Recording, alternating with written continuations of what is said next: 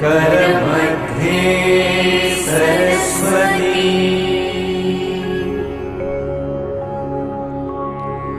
करमूले तु गोविन्दम् प्रभाते करदर्शनम्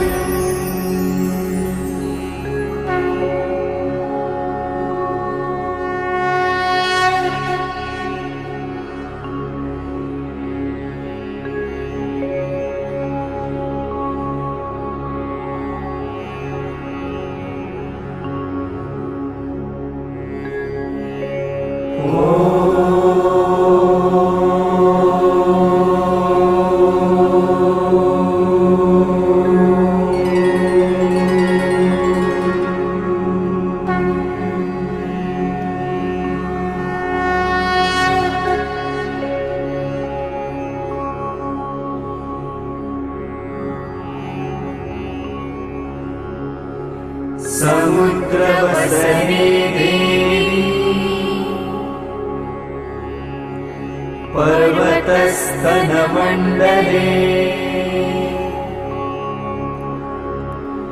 विष्णुपत्नी नमस्तुभ्यम् पादस्पर्शं क्षमस्व मे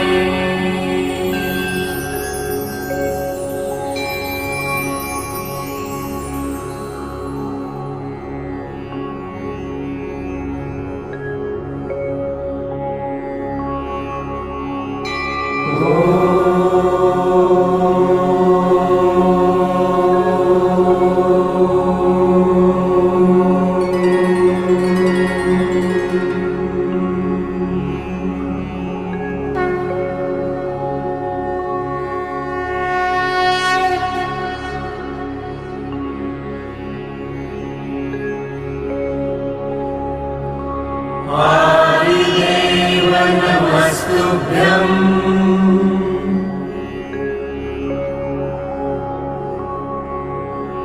प्रसीद मम भास्कर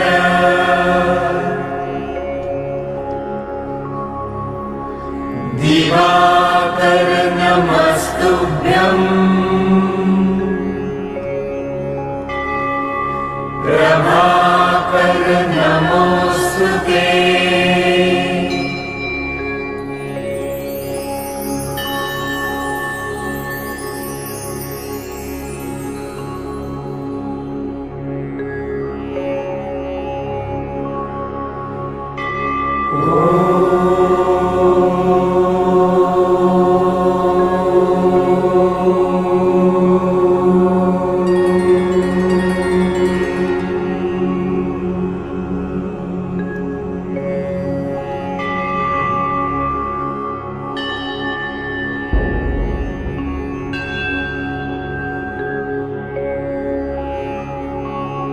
ब्रह्मा मुरारी त्रिपुरान्तकारी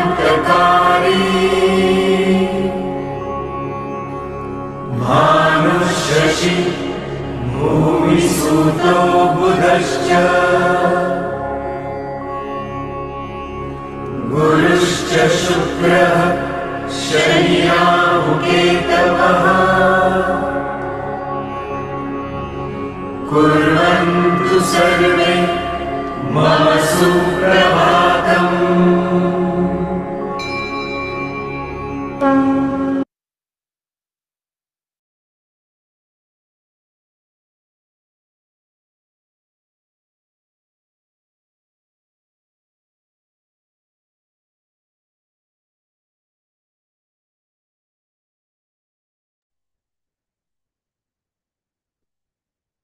ସମସ୍ତଙ୍କୁ ନମସ୍କାର। ଠିକ ଭାବରେ ଶୁଣା ଯାଉଛି? ସମସ୍ତଙ୍କୁ ନମସ୍କାର, ସୁସ୍ୱାଗତମ। ଦିବ୍ୟ ସଂଯୋଗ ଶ୍ରେଣୀକୁ ମୁଁ ସମସ୍ତଙ୍କୁ ହାର୍ଦ୍ଦିକ ଅଭିନନ୍ଦନ ଜଣାଉଛି। ଦିବ୍ୟ ସଂଯୋଗ ଶ୍ରେଣୀର ଉଦ୍ଦେଶ୍ୟ ହେଉଛି ଆମେ ଦିବ୍ୟ ଶକ୍ତିଙ୍କ ସହିତ ନିଜକୁ ସଂଯୋଗ କରିବା, ଡିଭାଇନ୍ ପାୱାର ସହିତ ନିଜକୁ କନେକ୍ଟ କରିବା। ତେଣୁ ଦିବ୍ୟ ସଂଯୋଗ କ୍ଲାସରେ ଆମେ ଆଧ୍ୟାତ୍ମିକତାର ଦାର୍ଶନିକ ଦିଗ ଉପରେ ଆଲୋଚନା କରୁଛନ୍ତି। ବିଭିନ୍ନ ପ୍ରକାର କ୍ଲାସ୍ ଚାଲିଛି। ତେବେ ଆଜି ଆମେ ସେମିତି ଏକ ନୂଆ ଟପିକ ସୁନ୍ଦର ଟପିକ ନେବା, ତାହା ହେଲା ସୁଲ ବା ଆତ୍ମା। ଆଜି ଆମେ ଆତ୍ମା ବିଷୟରେ ଆଲୋଚନା କରିବା, ସୁଲ ବିଷୟରେ ଆଲୋଚନା କରିବା। ଓକେ, ଚାଲନ୍ତୁ ସମସ୍ତେ ନମସ୍କାର ମୁଦ୍ରାରେ ରହିଯାଆନ୍ତୁ। ସମସ୍ତେ ନମସ୍କାର ମୁଦ୍ରାରେ ରୁହନ୍ତୁ। କ୍ଲୋଜ ୟର ଆଇଜ, ଆଖି ବନ୍ଦ କରନ୍ତୁ। Smiling face, body relax, mind relax, breathing relax. ପରମ ପିତା ପରମେଶ୍ୱରଙ୍କୁ ସ୍ମରଣ କରନ୍ତୁ। ଯେଉଁ ବି ଶକ୍ତିଙ୍କୁ ଆପଣମାନେ ବିଶ୍ୱାସ କରନ୍ତି ତାଙ୍କୁ ସ୍ମରଣ କରନ୍ତୁ। ମାତା ପିତାଙ୍କୁ ସ୍ମରଣ କରନ୍ତୁ।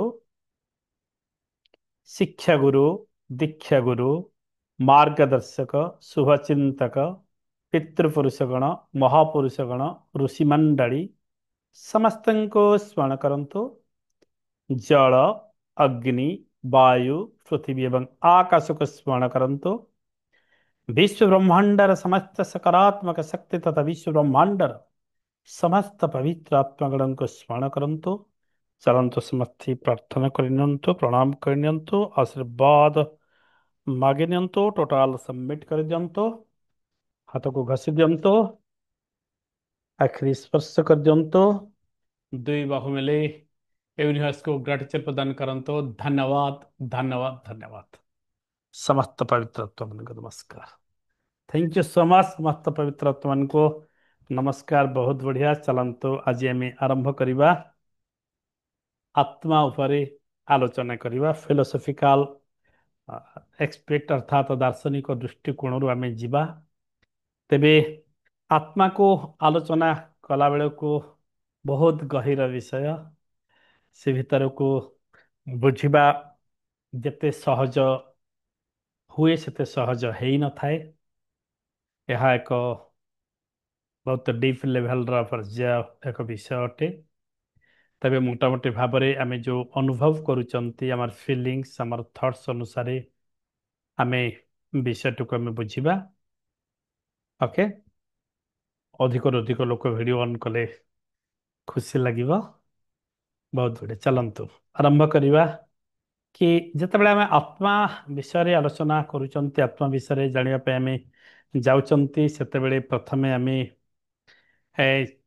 चारोटी पॉइंट रे विभक्त करवा। से चारोटी पॉइंट रे आम आत्मा को डिस्कशन करवा सुविधा हम। ताला कर्म लिखिपारि, कर्म, इमोर्टालिटी, रिबर्थ एंड लिबरेशन। कर्म, इमोर्टालिटी, रिबर्थ एंड लिबरेशन, यही चारोटी विभाग रे आम जीवा। आपण समस्ते जानते कर्म कहले कर्म आम जहाँ कम करुँच मु बुझेबी सबको ठीक भाव में। कर्म कौन, इमोर्टालिटी बा अमरत्व कौन, रिबात पुनर्जन्म कौन, यहाँ आम ठीक भाव में बुझा। एवं लिबरेशन स्वतंत्रता मुक्ति कौन, मुक्ति, यही चारोटी पर्याय आम आलोचना को आगक नवा। तेबे आम आरंभ करवा एक वेस्टर्न फिलोसोफर प्लाटो कथार। क्या ना पता, प्लाटो। प्लाटो जड़े वेस्टर्न फिलोसोफर सत, मात्र आध्यात्मिक क्षेत्र में से इंडियन फिलोसोफर मान भाया मत व्यक्त करते। माइंड पूरा तांकर इंडियन फिलोसफी फिलोसोफर मान माइंड सहित प्रायतः समादर्शी संपन्न सी। तो प्लाटो होती ग्रीक जड़े दार्शनिक वेस्टर्न जी की जितेबाला कहते आत्मा विषय से कहवाई जो जाऊँच, से हम पृथ्वी को दुईटी भाग में विभक्त कर, गोटे रियल गोटे अनरियल, वास्तव पृथ्वी और अवास्तव पृथ्वी। वास्तव पृथ्वी और अवास्तव पृथ्वी भाव में दुईटी पृथ्वी रे भाग कर दी, जो थे कि एग्जांपल है कि गोटे वस्तु अवास्तव अटे, गोटे वस्तु वास्तव अटे। केमिति वास्तव अटे, अवास्तव अटे, गोटे उदाहरण देवी देले आपको जानीपारे। मन कर जाऊ एटा गोटे पेन, राइट, एटा गोटे पेन। ए पेन रो वास्तव रूपटी हूँ कौन, ये जो स्ट्रक्चरटा अच्छी। बट ये दिन को दिन जिते बढ़ी बढ़ी बढ़ी बढ़ी समय जाऊँगी, ये तार आयुषटा घटी घटी घटी घटी जाऊँगी, राइट, तार आयुष घटी घटी जाऊँगी, ये दिने शेष हो समाप्त हो।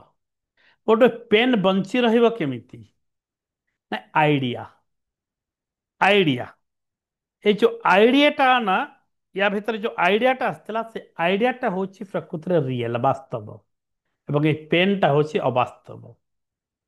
ଏଇ ପେନ୍ଟା ହଉଛି ଅନରିଏଲ। ୟାର ନଷ୍ଟ ଅଛି, ନଷ୍ଟ ହବ। ଏହାର ଆୟୁଷ ଅଛି, ଇଏ ନଷ୍ଟ ହେଇଯିବ, ସରିଯିବ। ବଟ୍ ୟାର ବାସ୍ତବ ଦୁନିଆ ରିଏଲଟା ହେଲା ୟାର ଆଇଡିଆ। ଆଇଡିଆ କେବେ ମୃତ୍ୟୁ ହୁଏ? ଆଇଡିଆର ହୁଏନି। ତେବେ ଏଇ ପେନ୍ ତିଆରି କରିବାର ଯୋଉ ଆଇଡିଆଟା ଭାବନା ଭିତରେ ଆସିଥିଲା, ଏଇ ପେନ୍ ନଷ୍ଟ ହେଇଗଲା ପରେ ମଧ୍ୟ ସେଇ ଆଇଡିଆ ବଞ୍ଚି ରହିବ। ଆଇଡିଆ କେତେବେଳେ ମଧ୍ୟ ନଷ୍ଟ ହୁଏ ନାହିଁ।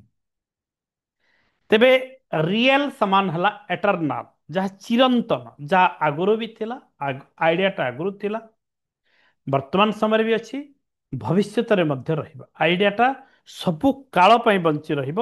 ବସ୍ତୁ ନଷ୍ଟ ହେଇଗଲା ପରେ ମଧ୍ୟ ସେ ଆଇଡିଆଟି ଚିରନ୍ତନତାର ସହିତ ସେ ଆଗକୁ ବଢ଼ିବ।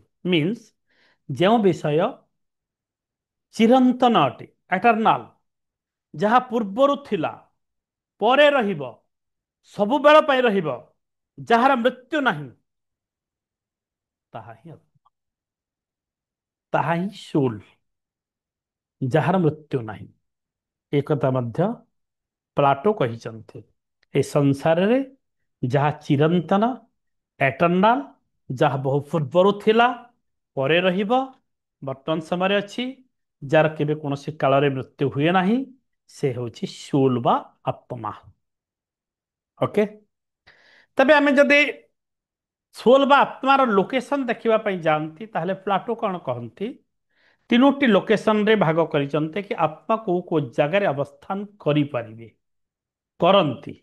ଶରୀର ଭିତରେ, ଶରୀର ଭିତରେ ଆତ୍ମା କୋଉ କୋଉ ଜାଗାରେ ଅବସ୍ଥାନ କରନ୍ତି ଦେଖିବାକୁ ଗଲେ ସେଇ ତିନୋଟି ପଏଣ୍ଟକୁ କୁହାଯାଇଛି logos, LOGOS, logos, thymos, THYMOS, thymos, and eros, EROS, RS। ଅର୍ଥାତ୍ ଲୋଗସ୍ କହିଲେ ବୁଦ୍ଧି ସହିତ କନେକ୍ଟ, ଅର୍ଥାତ୍ ଲୋକେଟେଡ୍ ଇନ୍ ଦ ହେଡ୍। ଆତ୍ମା ମୁଣ୍ଡ ଉପରେ ବସବାସ କରିଛନ୍ତି, ମୁଣ୍ଡ ଭିତରେ, ଯିଏ ଆମର ବୁଦ୍ଧି ସହିତ କନେକ୍ଟେଡ୍, ବୁଦ୍ଧି ସହିତ ସଂଯୋଗ ସ୍ଥାପନ କରନ୍ତି। ଓକେ।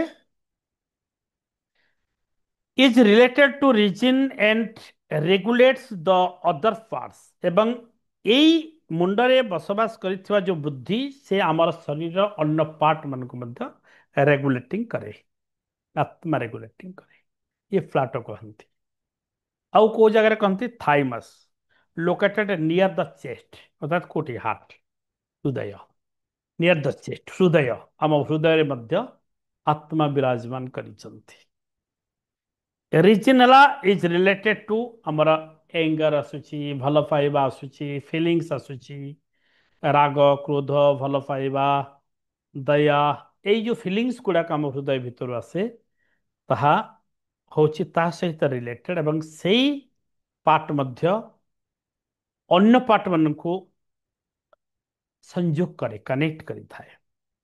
ଏବଂ ତୃତୀୟଟା ହେଲା ଏରୋସ୍, ଲୋକେଟେଡ୍ ଇନ୍ ଦ ଷ୍ଟୁମାକ୍, ଷ୍ଟୁମାକରେ, ପାକସ୍ଥଳୀରେ ତା ସ୍ଥାନ, and is related to one's drive, that is ଭୋକ।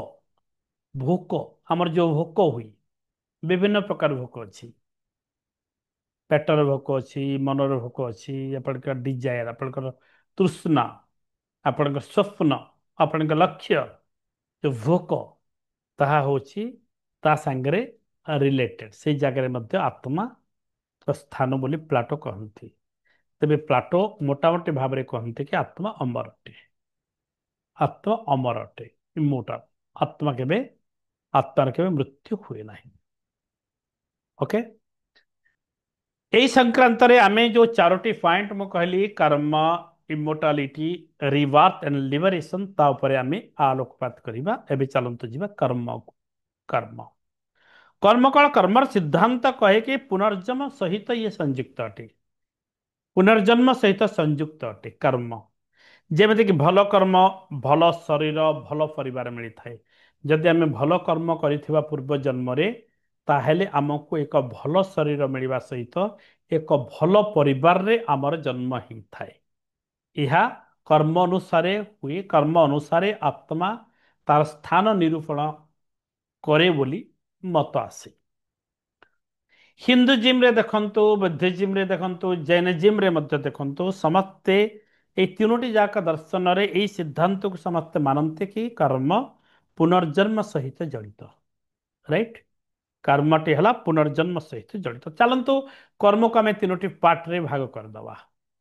ତିନୋଟି ପାର୍ଟରେ କର୍ମକୁ ଯେତେବେଳେ ଭାଗ କରାଯାଏ ତାହା ଆସେ ନମ୍ବର 1 ସଞ୍ଚିତ କର୍ମ।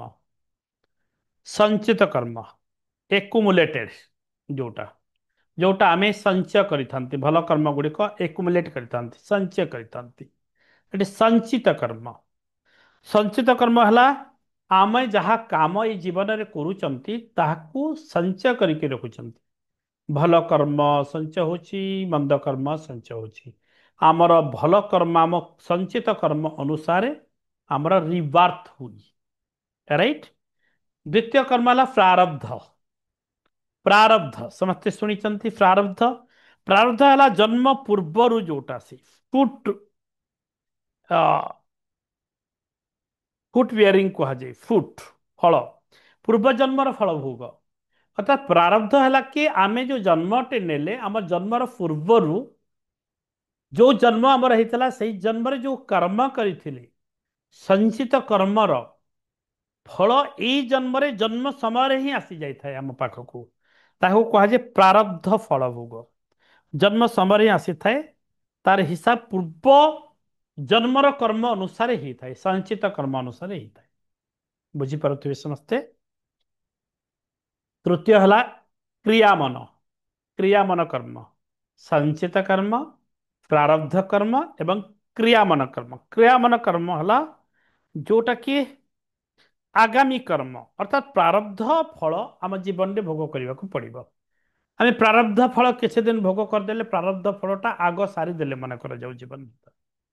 ପ୍ରଥମ ପର୍ଯ୍ୟାୟରେ କିଛି ବର୍ଷ ଭିତରେ ଆମେ ସାରିଦେଲେ ପ୍ରାରବ୍ଧ ଫଳକୁ, ଏବଂ ତାପରେ ଆମେ କୋଉ ପ୍ରକାର ଫଳ କରୁଛନ୍ତି ତାହାର ପୁଣି ହିସାବ ରହିଯିବ। ତଦନୁଯାୟୀ ଆମକୁ ନେକ୍ସଟ ବାର୍ଥ ଯେତେବେଳେ ଆମେ ନେଉଛନ୍ତି, ପୁଣି ଏଇ ଜନ୍ମର ଯୋଉ ସଞ୍ଚିତ ଫଳ ପ୍ରାରବ୍ଧ ଅନୁସାରେ ଆର ଜନ୍ମକୁ ଆସିବ, ଆମକୁ ସେଇଭଳି ଏକ ପୁଣ୍ୟ ପବିତ୍ର ବା ସେମିତି ଜନ୍ମ ଆମକୁ ମିଳିଥାଏ। ଯୋଉ ଯୋଉ ଜନ୍ମ ନେଲେ ଭଲ ପରିବାରରେ ନେଉଛନ୍ତି, ସ୍ପିରିଚୁଆଲ ପରିବାରରେ ନେଉଛନ୍ତି, ଯେଉଁମାନେ ତାଙ୍କ କର୍ମକୁ ଠିକ ଭାବରେ କରୁଛନ୍ତି, ସଚ୍ଚା ଲୋକ ଅଛନ୍ତି, ଯେଉଁମାନଙ୍କ ଆମର ହେଲ୍ଥର ନିରୋଗ ଫ୍ୟାମିଲିରେ ଯୋଉ ଆମେ ଜନ୍ମ ନେଉଛନ୍ତି, ଯୋଉଥିରେ ଆମେ କି ଆହୁରି ଭଲ କର୍ମକୁ ଆମେ ଆଗକୁ ନେଇପାରିବା। ତେବେ ଆତ୍ମାକୁ ଯେତେବେଳେ ଫିଲିଙ୍ଗ ସହିତ ନିଆଯାଏ, ଦୁଇଟି ବିଷୟରେ ବାନ୍ଧି ଦିଆଯାଏ। ଦୁଇଟି ବିଷୟରେ। ଏଠି ଗୋଟେ କଥା ମୁଁ ଆପଣଙ୍କୁ କହିବି କି ମନ ଆଉ ଆତ୍ମା ଭିତରେ ପାର୍ଥକ୍ୟ ଯଦି ଆମେ ଜାଣିବା, ମନ ଆଉ ଆତ୍ମା ଭିତରେ ପାର୍ଥକ୍ୟ ଜାଣିବା, କି ଆପଣଙ୍କ ମନ ଖୁସି ସମୟରେ ଯୋଉ ଖୁସି ଫିଲିଙ୍ଗସ୍ ଦବ, ଆପଣଙ୍କୁ ଅନୁଭବ ଦବ, ଦୁଃଖ ସମୟରେ ଦୁଃଖର ଅନୁଭବ ମଧ୍ୟ ଦବ। ପରିବର୍ତ୍ତନ ହେଇଯାଏ, ମନ ପରିବର୍ତ୍ତନଶୀଳ, ଘଡ଼ିକେ ଘୋଡ଼ା ଛୁଟି ମନ, କିନ୍ତୁ ଆତ୍ମା ଅପରିବର୍ତ୍ତନୀୟ। ଆତ୍ମା ସହଜରେ ପରିବର୍ତ୍ତନ ହୁଏନି। This is the basic difference between mind and soul. Okay? ତେବେ ଦୁଇ ଭାଗରେ ଯଦି ବିଭକ୍ତ କରେ ତାହେଲେ କ'ଣ? ରାଗ ଏବଂ ଦ୍ୱେଷ, ଯାହାକୁ କୁହାଯାଏ ଆଟାଚମେଣ୍ଟ ଆଣ୍ଡ ଆଭର୍ସନ। ଆଟାଚମେଣ୍ଟ ଆଭର୍ସନ କୁହାଯାଏ ରାଗ ଏବଂ ଦ୍ୱେଷ, ଯାହା ଆତ୍ମାକୁ ସୁଖ ଦିଏ, ସନ୍ତୋଷ ଦିଏ, ଖୁସି ଦିଏ। ଯେଉଁ ବ୍ୟକ୍ତିମାନେ ମଧ୍ୟ ଆମକୁ ଖୁସି ଦେଇଥାନ୍ତି, ଆନନ୍ଦ ଦେଇଥାନ୍ତି, ସକାରାତ୍ମକ ବିଷୟ ପ୍ରଦାନ କରିଥାନ୍ତି, ସେ ହେଉଛି ରାଗ, ଅନୁରାଗ, ଆଟାଚମେଣ୍ଟ। ଆମର ଅନୁରାଗ, ତାଙ୍କ ସହିତ ଆମର ଆଟାଚମେଣ୍ଟ ବଢିଥାଏ, ରାଗ ବଢିଥାଏ। ରାଗ ମାନେ ଅନୁରାଗ। ଓକେ? ଏବଂ ଯେଉଁମାନେ ଆମକୁ କଷ୍ଟ ଦିଅନ୍ତି, ଦୁଃଖ ଦିଅନ୍ତି, ଆମର ଅମଙ୍ଗଳ ଚିନ୍ତା କରନ୍ତି, ଆମକୁ ହଇରାଣରେ ପକାଇବା ପାଇଁ ଚେଷ୍ଟା କରନ୍ତି, ସଦାସର୍ବଦା ନକାରାତ୍ମକ ବିଷୟ ଆମ ସାଙ୍ଗରେ ଆମକୁ ଦେଇଥାନ୍ତି, ସେମାନଙ୍କ ପ୍ରତି ଆମର କ'ଣ ଆସେ? ଦ୍ୱେଷ ଭାବ ଆସେ। ଦ୍ୱେଷ ଭାବ, ଘୃଣା ଭାବ ଆସେ, ଦ୍ୱେଷ ଭାବ ଆସେ। ଏବଂ এই ଉଭୟ ଘଟଣା ଆମ ସହିତ ଘଟିତ ହୁଏ। କୋଉଟା? ରାଗ ଏବଂ ଦ୍ୱେଷ। ତେବେ ଆମ ଭିତରର ଯୋଉ ବୁଦ୍ଧିଗତ ଅନୁଭବ ଅଛି, ଇଣ୍ଟେଲିଜେଣ୍ଟ ଆକ୍ସନ ଅଛି, ଆକ୍ଟ ଆମେ କରୁ, ତାର ଅନ୍ୟ ନାଁ ହେଉଛି କର୍ମ। ତାର ଅନ୍ୟ ନାଁ ହେଲା କର୍ମ। କର୍ମ କହିଲେ କ'ଣ? ଆମ ଭିତରର ବୁଦ୍ଧିଗତ ଅନୁଭବର ଅନ୍ୟ ନାମ ହେଉଛି କର୍ମ। ନେଇପାରିବେ। ଆମ ଭିତରର ବୁଦ୍ଧିଗତ ଅନୁଭବର ଅନ୍ୟ ନାମ ହେଉଛି କର୍ମ। କର୍ମର ବନ୍ଧନରେ ଆମେ ବନ୍ଧନ ହେଇଥାନ୍ତି। ସେଥିପାଇଁ ସେହି କର୍ମର ଭୋଗ ପାଇଁ ଆମେ ବାରମ୍ବାର ଜନ୍ମ ନେଇଥାନ୍ତି। ଯେହେତୁ କର୍ମର ବନ୍ଧନରେ ଆମେ ବନ୍ଧନ ହେଇଥାନ୍ତି, ବନ୍ଧା ପଡ଼ିଥାନ୍ତି ଏବଂ ଆମ କର୍ମ ଶେଷ ହେଇନଥାଏ, ଆମ କର୍ମ ଗୋଟେ ଏଣ୍ଡ ପାର୍ଟକୁ ଯାଇନଥାଏ, ସେଥିପାଇଁ ଆମକୁ ବାର ବାର ଜନ୍ମ ନେବାକୁ ପଡ଼େ ସେହି କର୍ମକୁ ପୁରା କରିବା ପାଇଁ। ତେଣୁ କର୍ମ ଅନୁସାରେ ହିଁ ଆମ ଜନ୍ମ, ଆମର ଯେଉଁ ଆତ୍ମା ସୋଲ ଜନ୍ମ ହୁଏ କର୍ମ ଅନୁସାରେ ହୁଏ ବୋଲି ହିନ୍ଦୁଜିମ୍, ବୁଦ୍ଧିଜିମ୍ ଏବଂ ଜୈନଜିମ୍ରେ ମଧ୍ୟ ସ୍ପଷ୍ଟ ଭାବରେ ମତ ବ୍ୟକ୍ତ ହେଇଥାଏ। ସଞ୍ଚିତ ଫଳ, ସଞ୍ଚିତ କର୍ମ ପ୍ରାରବ୍ଧ ବାଟ ଦେଇକି ଆସି କ୍ରିୟା ମନରେ ଯେତେବେଳେ ଆମ କର୍ମ ଶେଷ ହେଇଯାଏ ଆମେ ବନ୍ଧନ ମୁକ୍ତ ହେଇଯାଆନ୍ତି। ବନ୍ଧନ ମୁକ୍ତ ବନ୍ଧନ ମୁକ୍ତ ହେଇଗଲେ ସେତେବେଳେ ଆମେ ଆଉ ଶରୀର ନେଇକି ଜନ୍ମ ନିଅନ୍ତି ନାହିଁ, ଯାହାର ଅନ୍ୟ ନାଁ ହେଉଛି ଲିବରେସନ। ଯାହାର ଅନ୍ୟ ନାଁ ଲିବରେସନ ବା ମୁକ୍ତି, ମୁକ୍ତି କୁହାଯାଏ। ହିନ୍ଦୁ ଧର୍ମ, ବୁଦ୍ଧ ଧର୍ମ, ଜୈନ ଧର୍ମର ଫିଲୋସଫି ମାନନ୍ତି ଏହାକୁ।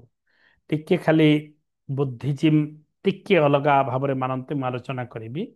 ହିନ୍ଦୁଜିମ୍ ଏବଂ ଜୈନଜିମ୍ରେ ଏହା ଏକା ସମୟରେ ଅଛି, କିନ୍ତୁ ବୁଦ୍ଧିଜିମ୍ର ନିର୍ବାଣଟା ଅଲଗା ପ୍ରକାର ଟିକେ ଅଛି ବୁଦ୍ଧିଜିମ୍ର। ଓକେ, ये ହେଲା ପ୍ରଥମ ପଏଣ୍ଟ। ଆମେ ଗଲେ କର୍ମ। ଏବେ ଚାଲନ୍ତୁ ଜାଣିବା ଇମୋର୍ଟାଲିଟି, ଅମରତ୍ଵ, ଅମର। ଇମୋର୍ଟାଲିଟି ଉପରେ ଆମେ ଆଲୋଚନା କରିବା। ଇମୋର୍ଟାଲିଟିକୁ ଆମେ ଦୁଇ ଭାଗରେ ବିଭକ୍ତ କରୁଛନ୍ତି, ଗୋଟେ ନିର୍ବାଣ, ଗୋଟେ ଅନିର୍ବାଣ। ଗୋଟେ ନିର୍ବାଣ, ଗୋଟେ ଅନିର୍ବାଣ ଭାବରେ ଆମେ ବିଭକ୍ତ କରୁଛନ୍ତି। ଏ ନିର୍ବାଣଟା ହେଲା ଜନ୍ମର ବନ୍ଧନରୁ ଯେଉଁ ମୁକ୍ତି ଆମେ ପାଇଯାଆନ୍ତି, ମାନେ ଆଉ ଜନ୍ମ ହୁଅନ୍ତି ନାହିଁ, ତାହା ହେଲା ନିର୍ବାଣ। ଅନିର୍ବାଣ ହେଲା କି ଅନିର୍ବାଣ ହେଲା କି ଆତ୍ମା ଅମରତ୍ଵ ଅଟେ, କେବେ ମରେ ନାହିଁ, ସେ ବାର ବାର ଜନ୍ମ ନେଉଥାଏ। ଗୋଟେ ଜନ୍ମର ସାର୍କେଲରେ ସେ ଆସୁଥାଏ ତାର କର୍ମକୁ ଶେଷ କରିବା ପର୍ଯ୍ୟନ୍ତ, ଦ୍ୟାଟ୍ ଇଜ ଅନିର୍ବାଣ। ଯେମିତିକି ଗୀତାରେ ଆପଣ ଶୁଣିଛନ୍ତି ଆତ୍ମା ବିଷୟରେ କୁହାଯାଇଛି, ନୈନମ୍ ଛିନ୍ଦନ୍ତି ଶସ୍ତ୍ରାଣି, ନୈନମ୍ ଦହତି ପାବକଃ, ନ ଚୈନମ୍ କ୍ଲେଦୟନ୍ତ୍ୟୋପୋ, ନ ଶୋଷୟତି ମାରୁତଃ। ତ ଆତ୍ମାକୁ କୌଣସି ଅସ୍ତ୍ର ଛେଦ କରିପାରିବ ନାହିଁ, ଅଗ୍ନି ଦହନ କରିପାରିବ ନାହିଁ, ପବନ ଉଡ଼େଇ ପାରିବ ନାହିଁ, ଜଳ ବୁଡ଼େଇ ପାରିବ ନାହିଁ। ଆତ୍ମା ଅଜର ଅମର, କେବେ ମରେ ନାହିଁ। ଶ୍ରୀକୃଷ୍ଣ କହିଛନ୍ତି ଗୀତାରେ, ଅର୍ଜୁନଙ୍କୁ ସଠିକ ମାର୍ଗରେ ଏହି କଥା କହିଛନ୍ତି କି ସେ ବାରମ୍ବାର ତାର ତାର ମୃତ୍ୟୁ ନାହିଁ, ଆମ ଶରୀରଟା ମରୁଛି। ଯେମିତି ଗୋଟେ ଉଦାହରଣ ଦେଲି, ଏଇ ପେନ୍ର ଯେଉଁ ଉଦାହରଣ ଦେଇଥିଲି, ପେନ୍କୁ ଆପଣ ଶରୀର ସହିତ କମ୍ପେୟାର କରିନିଅନ୍ତୁ। ଶରୀରର ଆୟୁଷ ଅଛି, ବଟ୍ ଆତ୍ମା ଗୋଟେ ଆଇଡିଆ, ତାର କେବେ ମୃତ୍ୟୁ ହବ ନାହିଁ। ସେମିତି ବୁଦ୍ଧିଜୀବୀ ମାନେ କ'ଣ କହନ୍ତି ନା ପୁନର୍ଜନ୍ମକୁ ମାନନ୍ତି, ମାତ୍ର ଆତ୍ମାକୁ ନିର୍ଦ୍ଦିଷ୍ଟ ଭାବରେ ସେମାନେ ଅନିର୍ବାଣ ମାନନ୍ତି ନାହିଁ। ତ ବାରମ୍ବାର ଯେ ଜନ୍ମ ହଉଛି, ଗୋଟେ ଶରୀରରୁ ଆଉ ଗୋଟେ ଶରୀରକୁ ଟ୍ରାନ୍ସଫର ହଉଛି, ଏଇଟା ବୁଦ୍ଧିଜୀବୀ ମାନେ ମାନନ୍ତି ନାହିଁ, ଜାଣିଥାନ୍ତୁ। ଅଜର ଅମର ନ ମାନି ସେମାନେ ଚେତନାକୁ ମାନନ୍ତି, ଗୋଟେ ଚେତନାର ସ୍ତରକୁ ସେମାନେ ଭାବନ୍ତି। ଚେତନା ସ୍ତରରେ ଆତ୍ମା ଯାଏ, କେମିତି ଯାଏ? ମୋମେଣ୍ଟାରୀ କନସିୟସନେସ୍ ବୋଲି ମାନନ୍ତି ସେମାନେ। ମୋମେଣ୍ଟାରୀ କନସିୟସନେସ୍, ସେ ଗୋଟେ ଚେତନା ପ୍ରବାହ ଭାବରେ ଯାଏ।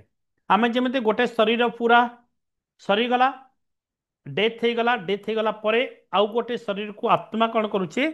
ଆଉ ଗୋଟେ ଶରୀରକୁ ଟ୍ରାନ୍ସଫର ହେଉଛି ବୋଲି ଆମେ ମାନନ୍ତି। ଟ୍ରାନ୍ସଫର କରେ ଶରୀର, ଆଉ ଗୋଟେ ଶରୀରକୁ ଆତ୍ମା ଯାଏ। କିନ୍ତୁ ବୁଦ୍ଧିଜୀବୀ ମାନେ ଏଇ ଟ୍ରାନ୍ସଫରକୁ ସେମାନେ ମାନନ୍ତି ନାହିଁ, ସେମାନେ ଟ୍ରାନ୍ସଫରକୁ ମାନି ନଥାନ୍ତି। ସେମାନେ କହନ୍ତି କି ଗୋଟେ ଚେତନାରେ ଯାଏ, ଗୋଟେ ବଡି ଚେତନାରେ ଯାଏ। ତ ଆତ୍ମା ଏକ ଶରୀରରୁ ଅନ୍ୟ ଶରୀରକୁ ଯାତ୍ରା କରେ, ଏକ ଶରୀରରୁ ଅନ୍ୟ ଶରୀରକୁ ଟ୍ରାନ୍ସଫର ନ ହୋଇ ଅବିଚ୍ଛିନ୍ନ ଭାବରେ ଏକ କଣ୍ଟିନ୍ୟୁଅସ୍ ମୁଭମେଣ୍ଟ କରିକି ସେ ଯାଏ, ଯାହାକୁ କୁହାଯାଏ ମୋମେଣ୍ଟାରୀ କନସିୟସନେସ୍ କୁହାଯାଏ। ଇଏ ବୁଦ୍ଧିଜୀବୀ ମାନଙ୍କର ବଡି ଏବଂ ବଡି ଗୋଟେ ବଡିରୁ ଆଉ ଗୋଟେ ବଡିକୁ ଆମେ ହିନ୍ଦୁଜିମ୍ ଏବଂ ଜୈନିଜିମ୍ରେ ଟ୍ରାନ୍ସଫର କରିଦେଉଛି, ଆତ୍ମାକୁ ଆମେ ଟ୍ରାନ୍ସଫର କରିଦେଉଛନ୍ତି, ଅର୍ଥାତ୍ ବୁଝୁଛନ୍ତି ଆତ୍ମା ଟ୍ରାନ୍ସଫର ହେଇଯାଉଛି ଗୋଟେ ବଡିରୁ ଆଉ ଗୋଟେ ବଡିକୁ। ଇଏ ଆମ ଇଜିମ୍ରେ, ଆମର ଚେତନା, ଆମ ଦର୍ଶନ ଶାସ୍ତ୍ରରେ। ତ ବୁଦ୍ଧ ବୌଦ୍ଧ ଦର୍ଶନ କ'ଣ କହୁଛି ନା ଇଏ ଟ୍ରାନ୍ସଫର ନ ହେଇକି ଇଏ କ'ଣ କରୁଛି, ଗୋଟେ କଣ୍ଟିନ୍ୟୁଅସଲି ଯାଇକି ଗୋଟେ ଚେତନା ପ୍ରଭାବ ଭାବରେ ସେ ଗତି କରେ। ଅର୍ଥାତ୍ ଗୋଟେ ଉଦାହରଣ ଦେଲେ ଆପଣମାନେ ଜାଣିବେ, ବୁଝିପାରିବେ, ନହେଲେ ବୁଝି ହଉନି ବୋଧହୁଏ। ମନେ କରାଯାଉ ଗୋଟେ ଦୀପଟା ଏଇଠି ଜଳୁଛି, ଏଇଟା ଗୋଟେ ଦୀପ। ଦୀପଟା ଜଳୁଛି। ଏଠି ଗୋଟେ ଦୀପ ଅଛି ଆଉ ଦୀପଟା ଲିଭିକି ଅଛି, ଇଏ ଜଳୁନାହିଁ। ତେବେ ଆମେ ଏଇ ଦୀପକୁ ଯେତେବେଳେ ଜଳେଇବା ପାଇଁ ଚାହୁଁଛନ୍ତି, ଏଇ ଦୀପକୁ ଆଣିଲେ ଏବଂ ଏଇ ଦୀପ ସହିତ କନେକ୍ଟ କରିଦେଲେ, ଅଗ୍ନିଟା ଏଠି ଲାଗିଗଲା, ଆର ଦୀପ ବି ଜଳିଗଲା। ଏହାକୁ କୁହାଯାଉଛି ଗୋଟେ କଣ୍ଟିନ୍ୟୁଅସ୍ ପ୍ରୋସେସ୍। ଅର୍ଥାତ୍ ମୋମେଣ୍ଟାରୀ କନସିୟସନେସ୍, ଏଇ ଭାବରେ ବୌଦ୍ଧ ଦର୍ଶନ ବିଲିଭ୍ କରିଥାଏ। ଓକେ, ଚାଲନ୍ତୁ ଜାଣିବା। ତୃତୀୟ ପଏଣ୍ଟ ହେଲା ରିବାର୍ଥ। କର୍ମ ଇମୋର୍ଟାଲିଟି ଗଲା। ଇମୋର୍ଟାଲିଟି, ଆତ୍ମା କେବେ ମରେ ନାହିଁ। ଏଟା ସମସ୍ତେ ସବୁ ଦର୍ଶନରେ ବିଲିଭ୍ କରନ୍ତି ଯେ ଆତ୍ମା କେବେ ମରେ ନାହିଁ। ସବୁ ଦର୍ଶନରେ ନୁହଁ, ଗୋଟେ ଦର୍ଶନ ଅଛି, ଆପଣମାନେ କେହି ଯୁକ୍ତି କରିପାରନ୍ତି, ଚାର୍ବାକ ଦର୍ଶନରେ କିନ୍ତୁ ସେମାନେ କଣ କହନ୍ତି ଜାଣିଛନ୍ତି? ଚାର୍ବାକ ଦର୍ଶନ, ଯାବତ୍ ଜୀବେମ୍ ସୁଖମ୍ ଜୀବେତ୍ ଋଣମ୍ କୃତମ୍ ଘୃତମ୍ ପିବେତ୍ ଭସ୍ମୀଭୂତସ୍ୟ ଦେହସ୍ୟ ପୁନରାଗମନଃ କୃତଃ। ଇଏ ଚାର୍ବାକ କହୁଛି।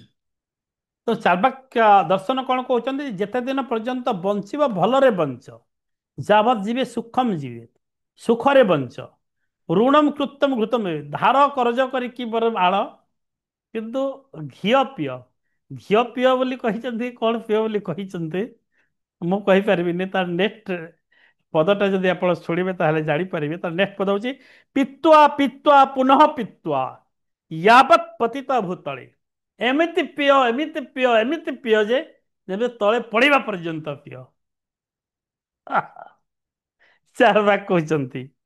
ଏବଂ ଉତ୍ଥାୟ ଚ ପୁନଃ ପିତ୍ୱା, ପୁଣି ଉଠ, ତଳେ ଯୋଉ ପଡ଼ିଛ ପୁଣି ଉଠ, ପୁଣି ପିଅ, ଉଠିଲା ପରେ ପୁଣି ପିଅ। ଉତ୍ଥାୟ ଚ ପୁନଃ ପିତ୍ୱା ପୁନର୍ଜନ୍ମ ନ ବିଦ୍ୟତେ। ଆଉ ପୁନର୍ଜନ୍ମ ଫନ୍ମ କିଛି ନାହିଁ। ଏଇ ଯୋଉ ଶରୀରଟି ପାଇଛ, ଏଇଟା ହିଁ ତମର ଜନ୍ମ, ଏଇଟା ହିଁ ଆତ୍ମା। ତେଣୁ ଏଇ ଜନ୍ମରେ ଖାଅ ପିଅ ମସ୍ତ କର, ପଡ଼ି ଉଠିକି ପିଅ। ଯଦି ପଡ଼ି ଯାଉଛ ପୁଣି ଉଠ, ପୁଣି ପିଅ, ପୁଣି ପିଅ। अब ଏଇ ଜନ୍ମ ପରେ ଆଉ ଜନ୍ମ କିଛି ଆସିବ ନାହିଁ। ଏଇଟା ଚାର୍ବାକ ସମ୍ପ୍ରଦାୟ କରୁଥିଲେ। ପିଅ ପିଅ ଆହୁରି ପିଅ, ଯେତେବେଳେ ପର୍ଯ୍ୟନ୍ତ ତଳେ ତମେ ନ ପଡ଼ିଛ ପିଅ, ତଳେ ପଡ଼ିଗଲେ ପୁଣି ଉଠ ପିଅ, ପୁଣି ପିଇକି ପିଇ ହିଁ ପୁରା ଜୀବନ ଶେଷ କରିଦିଅ। ବୁଝିପାରୁଛନ୍ତି? ଖାଅ ପିଅ ମସ୍ତ କର, ଭୋଗର କଥା କୁହାଯାଏ ବୋଲି କୁହାଯାଏ। ଏଇ ବାଦକୁ କଣ କୁହାଯାଏ ଜାଣିଛ? ଚାର୍ବାକର ବାଦକୁ ଆତ୍ମା ସମାନ ଶରୀର ବୋଲି ସେ କହନ୍ତି। ଆତ୍ମା ସମାନ ଏଇ ବାଡି, ଏଇଟା ହିଁ ଆତ୍ମା, ଆଉ ବାହାରେ କିଛି ନାହିଁ। ତେଣୁ ଦେହାତ୍ମାବାଦ, ଏହାର ନାଁ ହେଲା ଦେହାତ୍ମାବାଦ। ଦେହାତ୍ମାବାଦ, ଓକେ। ବଡି ହିଁ ଆତ୍ମା, ଆତ୍ମା ଶରୀର ଏକ ଅଟେ, ଦ୍ୱିତୀୟ ନୁହଁ। ଏଇଟା ଚାର୍ବାକ ଫିଲୋସଫି।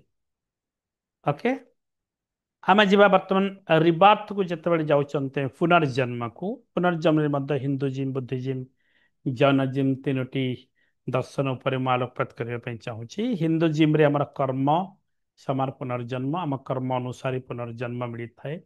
ଯେମିତି ଆମେ କର୍ମ କରିଥାନ୍ତି ଆମକୁ ସେମିତି ଫଳ ମିଳିଥାଏ। ଏଇଟା ହିନ୍ଦୁ ଧର୍ମରେ ବିଲିଭ୍ କରାଯାଏ, ଯେମିତି କର୍ମ ସେମିତି ଜନ୍ମ। ଅତଏବ ଖରାପ କର୍ମ ପାଇଁ ଏମିତି ପରିବାରରେ ଜନ୍ମ ହୁଏ ଯେଉଁଠି ଆମକୁ କର୍ମଫଳ ଭୋଗ କରିବାକୁ ପଡ଼ିବ। ଏବଂ ଗୋଟିଏ ଶରୀରରୁ ଅନ୍ୟ ଶରୀରକୁ ମଧ୍ୟ ପରିବର୍ତ୍ତନ ଆମେ ଯେତେବେଳେ କରୁଛନ୍ତି କର୍ମ ଅନୁସାରେ କରିଥାନ୍ତି। ତେବେ ବଡି ଆଉ ଗୋଟେ ବଡିକୁ ଯୋଉ ଟ୍ରାନ୍ସଫର ହୁଏ, ଆମ ବଡିର କାମ ଯେତେବେଳେ ସରିଯାଏ, ଯାତ୍ରା ସରିଯାଏ, ଆମ ବଡିକୁ ଛାଡ଼ି ଦେଇକି ଆତ୍ମା ଆଉ ଗୋଟେ ବଡି ଗ୍ରହଣ କରିଦିଏ ଏବଂ ସେ ଅମର ଅଟେ। ତାର କେବେ ମୃତ୍ୟୁ ହୁଏ ନାହିଁ ଏବଂ ପୁନର୍ଜନ୍ମ ସେ ବାରବାର ବାରବାର ଆସିଥାଏ। କିଛି ଜଣ କହିଛନ୍ତି କି ସେ ଯେତେବେଳେ ପୁନର୍ଜନ୍ମ ହୁଏ ନାହିଁ, ସେ କୋଉ ଜାଗାରେ ହୁଏ ରୁହେ କହିଯାଏ, ରହିଯାଏ, ସେ ବିଷୟ ମଧ୍ୟ ମୁଁ ଆଲୋଚନା କରିବି। ବୁଦ୍ଧିଜିମ୍ରେ କଣ କହୁଛନ୍ତି? ଆତ୍ମା ଏକ ଶରୀରରୁ ଅନ୍ୟ ଏକ ଶରୀରକୁ ଯାତ୍ରା କରେ ନାହିଁ। ରିବାର୍ଥରେ ବୁଦ୍ଧିଜୀବୀ କଣ କହୁଛି? ଟିକେ ସମୟ ଆଗରୁ କହିଲି ତ, ଗୋଟେ ଶରୀର ଆଉ ଗୋଟେ ଶରୀରକୁ ସେ ଯାତ୍ରା କରେ ନାହିଁ। ସେ ଏକ ଚେତନା ପ୍ରବାହ ଭାବରେ ଯାଇଥାଏ। କଣ୍ଟିନ୍ୟୁଅସ୍ କଣ୍ଟିନ୍ୟୁଅସ୍ ମାନେ ଯୋଉଟା ମୋମେଣ୍ଟାରୀ ମାନେ କନସିୟସନେସ୍ ଅନୁସାରେ ସେ ଯାଇଥାଏ। ତେଣୁ ସେ ଗୋଟେ ଜାଗାରୁ ଆଉ ଗୋଟେ ଜାଗାକୁ ସେ ଯାଏ ନାହିଁ ବୋଲି କୁହନ୍ତି। ତେଣୁ ବୁଦ୍ଧିକୁ ପ୍ରାପ୍ତ କରିବାର ଯେତେବେଳେ ମୁକ୍ତିର କଥା ପଡ଼େ, ମୁକ୍ତି ସମୟରେ ଆମେ ଯେତେବେଳେ ଆଇବା ଲିବରେସନ ସମୟରେ ବୁଦ୍ଧଙ୍କ ଅଷ୍ଟାଙ୍ଗ ମାର୍ଗ ବିଷୟରେ ମୁଁ କହିବି, ଆପଣ ସେତେବେଳେ ଫିଲ୍ କରିପାରିବେ କି ରିବାର୍ଥ ବିଷୟରେ ବୁଦ୍ଧିଜିମ୍ ବାଲେ କଣ କହନ୍ତି। कि आत्मार आउ रिबार्थ नाही। आत्मार गोटे कंटिन्यूअस प्रोसेस। आमे मरीगले आमर आत्मा चलीगला कोठी गोटे वायुमंडल रहा कि कोठी भगवान पाखे रहा पुणी आ गोटे पिंड बाछिकी नेला यहाँ आम मैंने बिलीव करते बुद्धिजीवी वाले बिलीव करते एकदम गोटे कंटिन्यूअस प्रोसेस रे एठू ही आउ गोटे शरीर को कनेक्ट करे इमिडिएट गोटे कंटिन्यूअस प्रोसेस रे या क्षणिक चेतना बोली कहुए गोटे क्षणिक चेतना सहित से संयोग करती बोले कहुए। ठीक से जैन तत्व कौन कहुए रिबात को जे हिंदू फिलोसफी सहित प्राय जैन फिलोसफी सामान अच्छी। हिंदू फिलोसफी प्रकार आत्मार गति को गोटे बड़ी रू आउ गोटे बड़ी को जमी ट्रांसफर्म करा जाए transformation transfer sorry transformation transfer हुए जाए। आम जैन बाले विश्वास करते ट्रांसफर हुए आ गोटे जगार आ गोटे जगह को जाए जैन बाले बिलीव करती। तेणु चेतनार प्रवाह कर्म अनुसार होता है बोली जैन बाले कहते कि आम चेतना प्रभाव जमी ट्रांसफर हम आम कर्म अनुसार से कौटी की ट्रांसफर हम डिसीजन नहीं थाए सोल बुझीपार जमी कह जाए कि अजर अमर सत्य चिरंतन केबे मरे नहीं केबे हजे नहीं जहाँ आम गीतार भी पढ़िले यहाँ को जैन बाले बिलीव करते जैन दर्शन में। एवं चलतु आलोचना करवा लिबरेशन पर।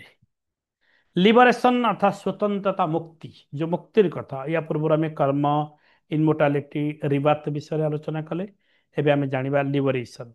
लिबरेशन कौन ज्ञान प्राप्ति अज्ञान रु मुक्त होई जितेबाला आम ज्ञान प्राप्त होता है दि एनलाइटमेंट कह जाए एनलाइटमेंट ऑफ नॉलेज जितेबाला आमर हो जाए ना सेतेबेले आम मुक्ति पाई थांती बोली हिंदुजिम भी बिलीव करे एवं जैनिज्म भी एमाने मध्य बिलीव करते। जमीती आप श्लोक निश्चित भाव जानते भी उच्चारण होता कि ओम असोतमा सद्गमय तमोसुमा ज्योतिर्गमय मृत्युमा अमृतम गमय अर्थात ओम असोतमा सद्गमय अर्थात आमे असत्ता को आड़ो सत्य आड़ को आम प्रभावित होती असत्यरु सत्य आड़ को आम जाऊँच आत्मा आत्मा को लेकिन चिंता करंतु अंधार आलोक जाऊँच अर्थात अज्ञान रु ज्ञान आड़ को आम प्रभावित होती मृत्यु अमृत आड़ को जाऊँच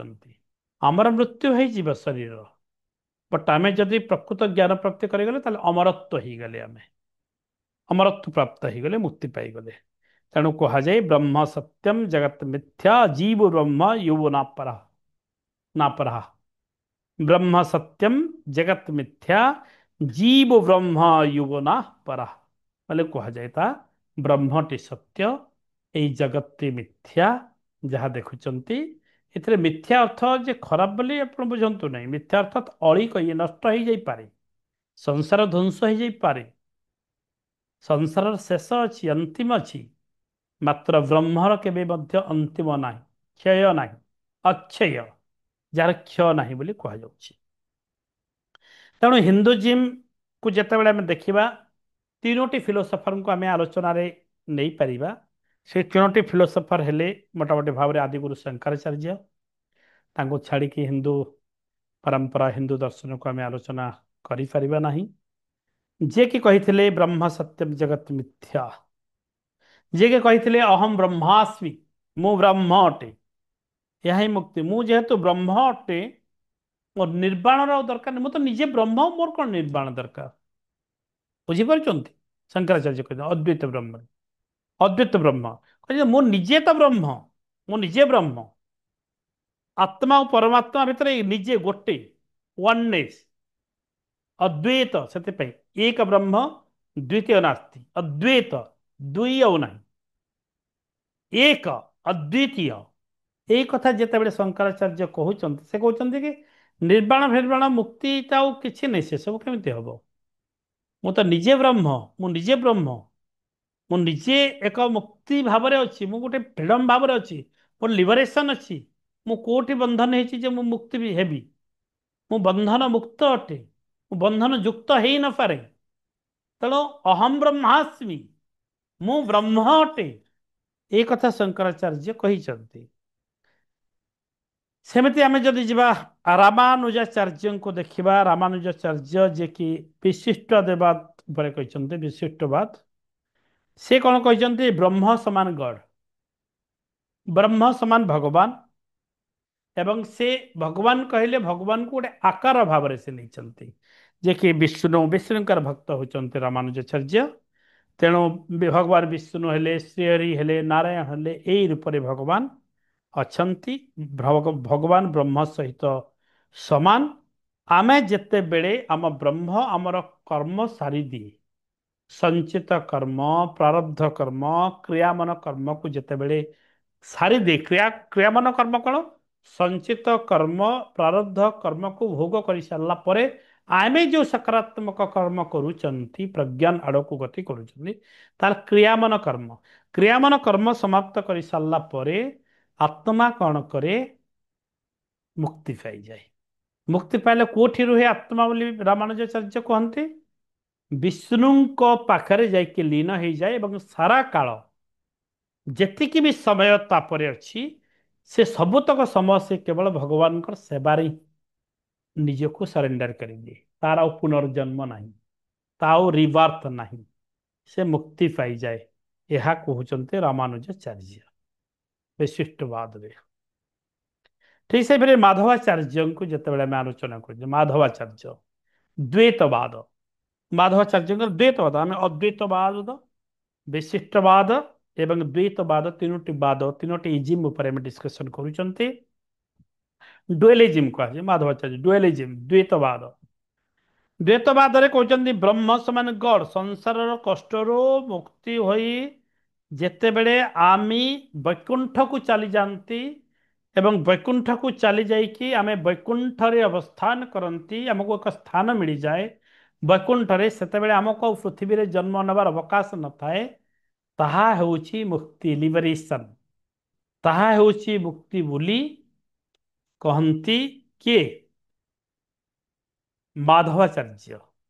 ଓକେ, ଏବେ ଯିବା ଆମେ ବୁଦ୍ଧିଜିମ୍ର ଲିବରେସନ ଉପରେ କଣ କହୁଛନ୍ତି, ବୌଦ୍ଧ ଦର୍ଶନ କଣ କହୁଛି। ବୁଦ୍ଧିକୁ ପ୍ରାପ୍ତ କରିବା ହେଉଛି ମୁକ୍ତି। ବୁଦ୍ଧିକୁ ପ୍ରାପ୍ତ କଲେ ବୁଦ୍ଧ ହୋଇଯାନ୍ତି। ବୁଦ୍ଧିକୁ ଯଦି ପ୍ରାପ୍ତ କରାଯାଏ ତାହେଲେ ବୁଦ୍ଧ ହେଇଯାନ୍ତି। ବୌଦ୍ଧ ଧର୍ମରେ ସବୁ ବହୁତ ବୁଦ୍ଧ ଥାନ୍ତି। ତାଙ୍କ କୁହାଯାଏ ବୋଧିସତ୍ତ୍ୱ କୁହାଯାଏ। ବୋଧିର ଅର୍ଥ ହେଲା ଜ୍ଞାନ, ବୋଧିର ମିନିଂ ହେଲା ଜ୍ଞାନ, ଏନଲାଇଟମେଣ୍ଟ ଅଫ ନଲେଜ। ତେଣୁ ବୋଧି ଯେତେବେଳେ ବୋଧି ପ୍ରାପ୍ତ ହୁଅନ୍ତି ତାକୁ ବୋଧିସତ୍ତ୍ୱ କହନ୍ତି, ବୋଧିସତ୍ତ୍ୱ ବୁଦ୍ଧ। ତ ସେ କହନ୍ତି ସଂସାର ଆମେ ଯୋଉମାନେ ବି ଅଛନ୍ତି, ଆମର ଯୋଉ ଦୁଃଖୀ ହେବାର କାରଣ, ଗୋଟେ କାରଣ ଅଛି, ଆମର କାରଣ ଗୋଟେ ଅଛି, ଆମେ ଯୋଉ ଦୁଃଖ ହଉଛନ୍ତି ତାର କାରଣ ଅଛି। ତାର କାରଣଟି ହଉଛି କାମନା। କାମନା ହଉଛି ଆମର ଦୁଃଖର କାରଣ। ଏବଂ ଆମେ ଯଦି କାମନାର ବିନାଶ କରିଦିଅନ୍ତି ତାହେଲେ ଆମେ ଦୁଃଖର ମୁକ୍ତି ପାଇଯିବା, ନିର୍ବାଣ ପ୍ରାପ୍ତି ପାଇଯିବା, ନିର୍ବାଣ ପ୍ରାପ୍ତି। ଏହା ବୌଦ୍ଧ ଦର୍ଶନ କୁହେ କି କେମିତି ଆମେ ଦୁଃଖରୁ ମୁକ୍ତି ପାଇବା, କାମନାକୁ କେମିତି ବିନାଶ କରିପାରିବା? ନା ପ୍ରଜ୍ଞାନ ଦ୍ୱାରା କରିବା, ଜ୍ଞାନ ଦ୍ୱାରା କରିବା। ଯେତେବେଳେ ବୁଦ୍ଧତ୍ୱ ପ୍ରାପ୍ତ ହେବା, ଯେତେବେଳେ ଏନଲାଇଟମେଣ୍ଟ ଅଫ ନଲେଜ, ବହୁତ ଜ୍ଞାନ ଆମକୁ ମିଳିଗଲା, ଆମେ ବୁଦ୍ଧତ୍ୱ ପ୍ରାପ୍ତ କଲେ, ସେତେବେଳେ ଆମେ ନିର୍ବାଣ ପାଇଯାଉଛନ୍ତି। ସେଥିପାଇଁ ବୁଦ୍ଧତ୍ୱ ପ୍ରାପ୍ତ ହେବା ପାଇଁ, ବୋଧିସତ୍ତ୍ୱ ସ୍ତରକୁ ଆଣିବା ପାଇଁ ବୌଦ୍ଧ ଦର୍ଶନ ଅଷ୍ଟାଙ୍ଗ ମାର୍ଗ ତିଆରି କରିଥିଲେ। ଅଷ୍ଟାଙ୍ଗ ମାର୍ଗ, ଯୋଉଟା କି 8ଟି ପଥ ବୋଲିକି କୁହାଯାଏ। ଧର୍ମଚକ୍ରର 8ଟି ଅଙ୍ଗ ଭାବରେ ନିଆଯାଏ। ବୌଦ୍ଧ ଧର୍ମର ଅଷ୍ଟାଙ୍ଗ ମାର୍ଗ ଆପଣମାନେ ଜାଣିଥିବେ। ଆମର ଯୋଗ ଶାସ୍ତ୍ର ଯେମିତି ଅଷ୍ଟାଙ୍ଗ ଯୋଗ ମାର୍ଗ ଅଛି, ଆପଣମାନେ ଜାଣିଛନ୍ତି ଅଷ୍ଟାଙ୍ଗ ଯୋଗ ମାର୍ଗ। ଓକେ, ଠିକ ସେମିତି ଇଏ ହେଲା ଅଷ୍ଟାଙ୍ଗ ମାର୍ଗ। କଣ କଣ ନା ସବୁଠିରେ ରାଇଟ, ରାଇଟ ମାନେ ସମ୍ୟକ, ସମ୍ୟକ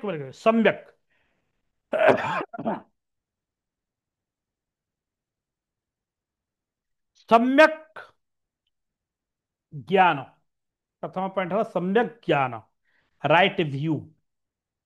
सम्यक विचार, राइट इंटेंशन। सम्यक वाणी, राइट स्पीच। सम्यक कर्म, राइट एक्शन। सम्यक जीवन जापन, राइट लिवलीहुड, सम्यक प्रयास, राइट एफर्ट, सम्यक प्रयास, सम्यक चेतना, राइट माइंडफुलनेस, दैट इज सम्यक चेतना। एवं अष्टमटी है सम्यक एकाग्रता, राइट कंसंट्रेशन। ओके, ଯାହାକୁ କି ଏଇ ପର୍ଯ୍ୟାୟ ବାଟ ଦେଇକି ଯଦି ଆମେ ଜୀବନ ଶୈଳୀକୁ ନିଅନ୍ତି ତାହେଲେ ଆମେ ବୋଧିସତ୍ତ୍ୱ ସ୍ତରକୁ ଆସିଯିବା। ବୋଧି ମାନେ ଜ୍ଞାନ ପ୍ରାପ୍ତ କରିବା ଏବଂ ଆମେ ସିଲ ଅର୍ଥାତ ସମାଧି ସ୍ତରକୁ ପଳେଇ ଆସିବା। ସମାଧି ସ୍ତରକୁ ଆପଣମାନେ ଜାଣିଛନ୍ତି ଗୌତମ ବୁଦ୍ଧ ସିଦ୍ଧାର୍ଥ ଗୌତମ 8 ବର୍ଷ କୋଠର ତପସ୍ୟା କରିଥିଲେ। 8 ବର୍ଷ କୋଠର ତପସ୍ୟା କରିଥିଲେ। କୁହାଯାଏ ଏ ଅଷ୍ଟାଙ୍ଗ ମାର୍ଗ ତାଙ୍କର ଗୋଟେ ଗୋଟେ ବର୍ଷର ଗୋଟେ ଗୋଟେ ମାର୍ଗ, ଗୋଟେ ବର୍ଷର ଗୋଟେ ମାର୍ଗର ପ୍ରତିଫଳନ ବୋଲି କୁହାଯାଏ। ରାଇଟ ଭ୍ୟୁ, ସମ୍ୟକ ଜ୍ଞାନ ଗୋଟେ ବର୍ଷରେ ତପସ୍ୟାର ଫଳ। ସମ୍ୟକ ବିଚାର ଆଉ ଗୋଟେ ଏମିତି 8ଟି ବର୍ଷର 8ଟି ବିଚାର ବୋଲି କୁହାଯାଏ। 8ଟି ସମ୍ୟକ ବୋଲି କୁହାଯାଏ, ଯୋଉ 8 ଚକ୍ର ବା ଅଷ୍ଟାଙ୍ଗ ଚକ୍ର। ଏଇଭଳି ଭାବରେ ଆମେ ଯେତେବେଳେ ଜ୍ଞାନ ପ୍ରାପ୍ତ କରିବା ବୋଧିସତ୍ତ୍ୱ ସ୍ତରକୁ ପଳେଇ ଆସିବା ସେତେବେଳେ ଆମର ନିର୍ବାଣ ପ୍ରାପ୍ତି ହେଇଯାଏ। ସେତେବେଳେ ଆମର ନିର୍ବାଣ ପ୍ରାପ୍ତି ହେଇଯାଏ, ଆମର କର୍ମ ପୃଥିବୀରେ ସରିଯାଏ। ଏଇ କଥା ମଧ୍ୟ ବୌଦ୍ଧ ଦର୍ଶନ ବିଶ୍ୱାସ କରନ୍ତି। ସେମିତି ଜୈନ ଦର୍ଶନକୁ ଯଦି ଦେଖିବା ତାହେଲେ ସେମାନେ ମଧ୍ୟ ଜ୍ଞାନ ଯେତେବେଳେ ମିଳିଯାଏ, ଜୈନ ଧର୍ମ ବାଲେ କଣ କହନ୍ତି, ଯେତେବେଳେ ଆମକୁ ଜ୍ଞାନ ମିଳିଯିବ, ଜ୍ଞାନ ପ୍ରାପ୍ତ କରିବା, ଆମେ କିଏ, କୋଉଠୁ ଆସିଛନ୍ତି, କଣ କରିବା, ଆମର ଉଦ୍ଦେଶ୍ୟ କଣ, କୋଉଠିକି ଯାତ୍ରା କରିବା, ଏଇ ସବୁକୁ ଯେତେବେଳେ ଆମକୁ ହାସଲ କରିବା ଜ୍ଞାନ, ତାହେଲେ ଆମେ କଣ କରିବା, ଅମ୍ନିସାଇନ୍ସ କହିଥିଲେ ନା, ଅମ୍ନିସାଇନ୍ସ ଷ୍ଟେଜକୁ ଯିବା, ସର୍ବଜ୍ଞ। ଜ୍ଞାନ ଅର୍ଜନ କଲା ପରେ ଆମେ କଣ ହେଇଯିବା, ସର୍ବଜ୍ଞ। ଏ ସଂସାରର ସମସ୍ତ ଜ୍ଞାନ ଆମକୁ ବୁଝା ପଡିଯିବ। ଜୈନ ଧର୍ମାବଲମ୍ବୀ ବୋଲି କୁହନ୍ତି ସମସ୍ତ ଜ୍ଞାନ ଆମକୁ ଜଣା ପଡିଯିବ, ସର୍ବଜ୍ଞ। ସମସ୍ତ ଜ୍ଞାନର ଆମେ ଅଧିକାରୀ, ଅଧିକାରୀ ପାଲଟି ଯାଉଛନ୍ତି ସମସ୍ତ ଜ୍ଞାନ, ତେଣୁ ଆମେ ସର୍ବଜ୍ଞ, ସର୍ବଜ୍ଞ ପାଲଟି ଯାଉଛନ୍ତି। ଓକେ, ଠିକ ସେ ସର୍ବଜ୍ଞ ପରେ ତା ଷ୍ଟେଜ ଆଉ କଣ ଆସୁଛି ନା କନକ୍ୱେର, ଭିକ୍ଟର, ବିଜେତା। ଆମେ ଯେତେବେଳେ ସର୍ବଜ୍ଞ ହେଇଗଲେ ଆମେ ବିଜେତା ପାଲଟି ଯାଉଛନ୍ତି, ବିଜୟ ଲାଭ କଲେ। କାହା ସହିତ? ଏଇ ଦେହ ସହିତ, ଏଇ ଜନ୍ମ ଉପରେ ଆମେ ବିଜୟ ଲାଭ କଲେ। ମଣିଷ ଜନ୍ମ ଉପରେ ଆମେ ବିଜୟ ଲାଭ କଲେ। ଲିବର୍ଟି, लिबर्टी, ଭିକ୍ଟର, ଭିକ୍ଟୋରୀ, एकदम कनक्वेयर। ओके, तापरे आमर कौन है, जो विजय लाभ कले आम ज्ञान प्राप्त होगा, आमर राग एवं द्वेष जो दुईटी गुण मुझे कहते से दुईटी गुणरू आम मुक्ति पाईगले। नाम भितर राग अच्छी, नाम भितर द्वेष रम जिते प्रकृत ज्ञान अर्जन कर सर्वज्ञ पालटि जाऊँगी। आम जिते विजेता हो जाती सेतेबेले आम भितर ना राग रोचे ना द्वेष रोचे, आम निर्मल, निष्कपट, एकदम निर्विकार चित्त आम आसी जापर आमर आसूसी लिबरेशन स्टेट, मुक्ति, मुक्तिर स्टेट आसीगला से अवस्था, मुक्ति अवस्था। मुक्ति अवस्था को कह जाए लिबरेशन अन्य ना हूँ जिन, जिन, जिन, ताको जिन कह जाए। आम जो जिन प्रकट हुए शरीर भितर से जिन, जिन अन्य ना हूँ सोल। जिन को जन वाले कहती सोल। ए जिन रु तांकर इजिम तैयारी जैनिजिम, जिन रु तांका इजिम तैयारी जैनिजिम। तेणु जैन माने जिन को आत्मा भाव ग्रहण करिथांती। ओके, तेबे मोटामोटी भाव देखिले सोल आत्मा होची इमोर्टल, अमर, आमर परमानेंट सोल, सत्य चिरंतन, जहा परमानेंट सोल आमर जहाँ कर्म शेष हो जाए, आत्मा शेष हो जाए। कर्म शेष, आत्मा शेष, आत्मा पलैला आउ गोटे कर्म करने आउ गोटे तार डेस्टिनेशन पर्यंत पहुंच। मु कहे कि आत्मार गोटे निर्दिष्ट डेस्टिनेशन जो अच्छी बोली कहे केमिति हुए, कर्म अनुसार आम पूर्व जन्मर संचित कर्म, प्रारब्ध कर्म को आसिक क्रियामान कर्म अनुसार जिते सामिल हो समस्त कर्म शेष न हवा पर्यंत आमर आत्मा तार यात्रा को अव्याहत रखी थाए। से आमको बारंबार जन्म नेबाक पड़ो एवं जन्म नहीं कि सही शरीर सहित आत्मा को जान भाव में आम नहीं था एवं तार लक्ष्य स्थल में पहुंचे थांती। तेबे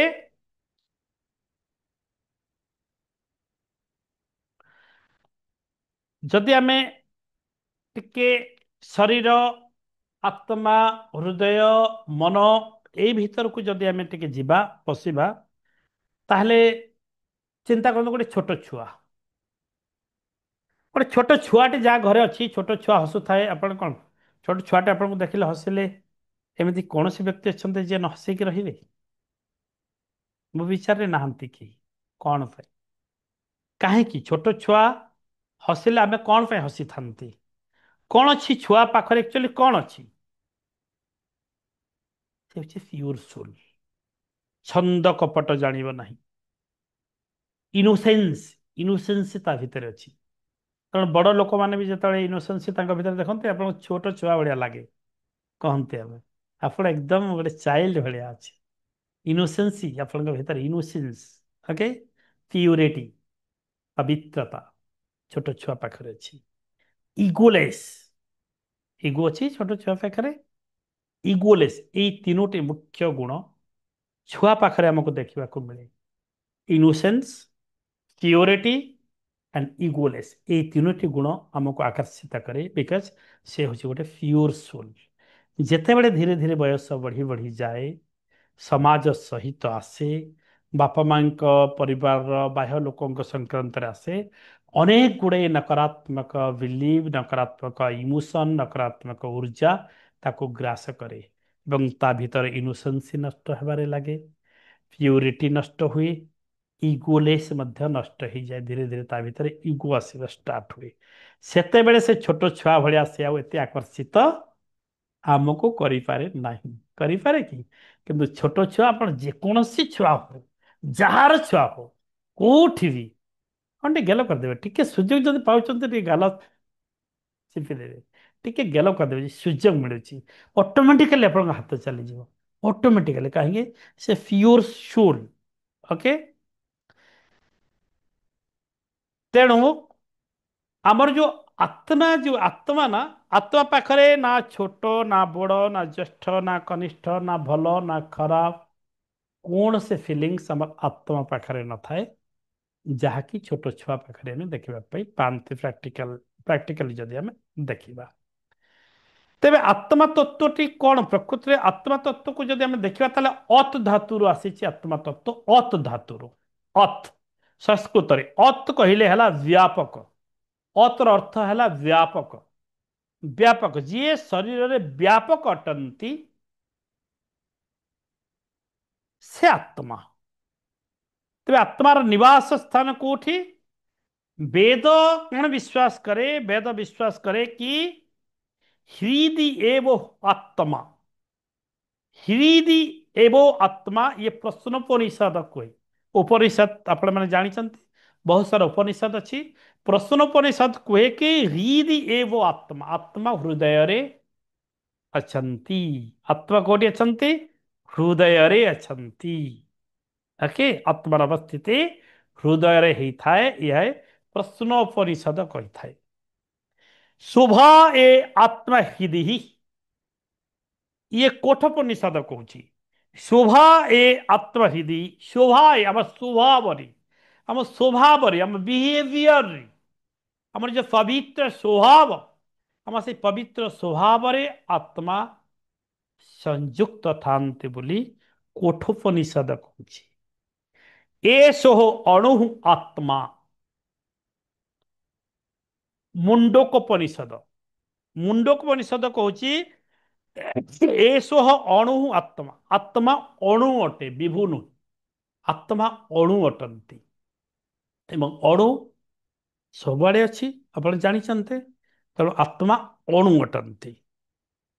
ଅଣୁ ପ୍ରମାଣାତ୍, ଅଣୁ ପ୍ରମାଣାତ୍, ଅଣୁ ପ୍ରମାଣ କରେ, ଅଣୁ ଆମକୁ ପ୍ରମାଣ କରେ।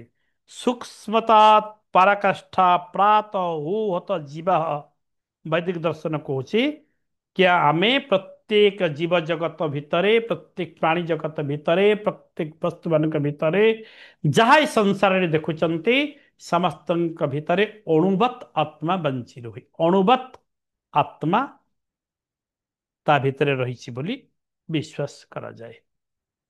ଆପଣ କାର୍ ଚଳାଉଛନ୍ତି, କାର୍ ଚଳାଉଛନ୍ତି, କାରରେ ଜଣେ ଡ୍ରାଇଭର ଅଛନ୍ତି। କାହାକୁ ଆମେ ଗୁରୁତ୍ୱ ଦବା, କାରକୁ ନା ଡ୍ରାଇଭରକୁ, କିଏ କହିପାରିବେ? ଆମ କାହାକୁ ଗୁରୁତ୍ୱ ଦବା? ଆମକୁ ଉଭୟଙ୍କୁ ଗୁରୁତ୍ୱ ଦେବାକୁ ପଡିବ, କାରକୁ ବି ଡ୍ରାଇଭରକୁ ବି। ଆମେ କାରକୁ କଣ ଖୁଆଇବା? ତେଲ ଟାଙ୍କିରେ ଲଗେଇବା, ତେଲ ପକାଇବା, ରାଇଟ୍। ଡ୍ରାଇଭରକୁ କଣ ଖୁଆଇବା? ବାଟରେ ଅଟକେଇବା, ଚା ପିଇବା, ବିସ୍କୁଟ ଦବା, କୋଉଠି ହୋଟେଲରେ ଖୁଆଇବା। ତାକୁ ବି ଶକ୍ତି ଦରକାର ନା ନାଇଁ? ବୁଝନ୍ତୁ ଟିକେ, ମୁଁ ଏକଦମ ଲୌକିକ ସ୍ତରରେ ବୁଝୁଛି। ତା ଠିକ୍ ସେହିପରି ଆମ ଶରୀରଟା ଯଦି ଆମର କାର ହୁଏ, ଆମ ଭିତରେ ଯୋଉ ବିରାଜମାନ କରିଛି ଡ୍ରାଇଭର, ଯିଏ ଶରୀରକୁ ଡ୍ରାଇଭ କରୁଛି, ସେ ଡ୍ରାଇଭରଟି ହଉଛି ଆତ୍ମା, ସୁଲ। ଆମକୁ ଗାଡିର, କାରକୁ ଯେମିତି ଆମେ ଖାଦ୍ୟ ଦଉଛନ୍ତି ଏବଂ ଡ୍ରାଇଭରକୁ ମଧ୍ୟ ଦଉଛନ୍ତି, ସେମିତି ଆମେ ଆମ ଶରୀରକୁ ମଧ୍ୟ ଖାଦ୍ୟ ଦରକାର ଏବଂ ଆତ୍ମାକୁ ମଧ୍ୟ ଖାଦ୍ୟ ଦରକାର। ଆତ୍ମାକୁ କୋଉ ଖାଦ୍ୟ ଦବା? ଫିଲିଂସ୍।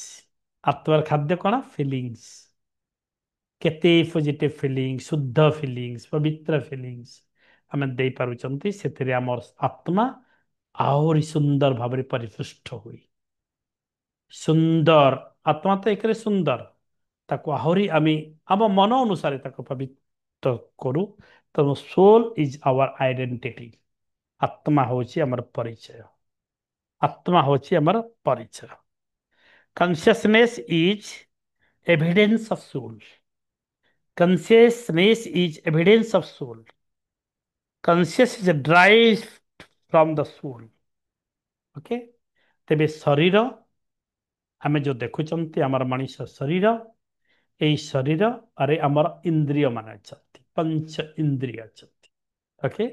ପଞ୍ଚ ଇନ୍ଦ୍ରିୟ ବିଭିନ୍ନ ଭାବରେ କାମ କରୁଛନ୍ତି, ଫିଲିଂସ୍ ଆକାରରେ ନେଉଛନ୍ତି, ଜଣକୁ ସ୍ପର୍ଶ କରୁଛନ୍ତି, ଶୁଙ୍ଘୁଛନ୍ତି ଗୋଟେ ବାସ୍ନା, ଚାଖୁଛନ୍ତି, ଆଖିରେ ଦେଖୁଛନ୍ତି, ଶ୍ରବଣ କରୁଛନ୍ତି। ଏଇ ପଞ୍ଚ ଇନ୍ଦ୍ରିୟ ଯୋଉ ଫାଇଭ ସେନ୍ସେସ୍, ଇଏ ଆମ ବଡି ଭିତରେ ଅଛି। ଫାଇଭ ସେନ୍ସେସ୍ ପରେ ହେଲା ମନ, ଫାଇଭ ସେନ୍ସେସ୍ ପରେ ହେଲା ମନ, ମନ ପରେ ହେଲା ଆମର ଜୀବାତ୍ମା।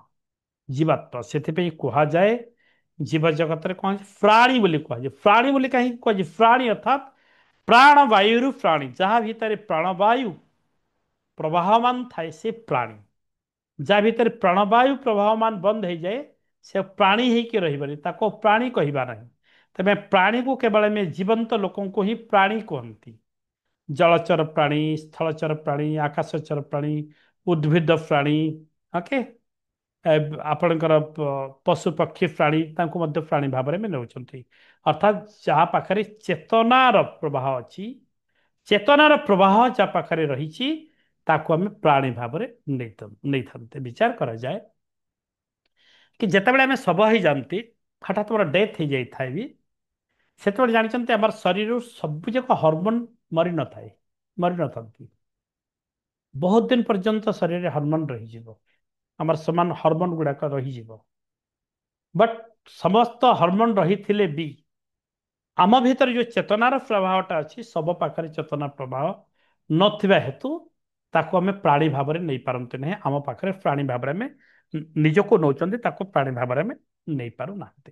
ତାକୁ ଗୋଟେ ବୁଝେଇବି।